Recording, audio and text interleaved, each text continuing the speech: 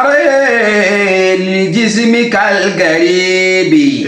يرحل عما وهو عن قريب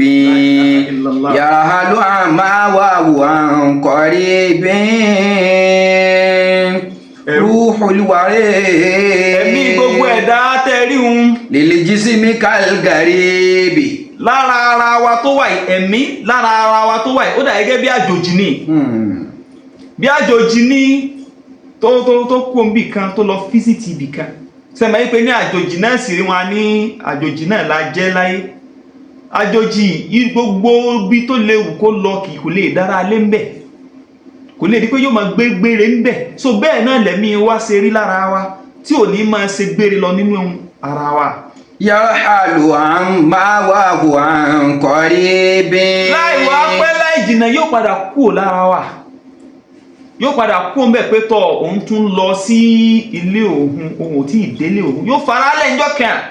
tí òun wá ń ronú ìgbà títí ẹ kú ń bẹ̀ sọ mọ́ sọ sí ronú pẹ̀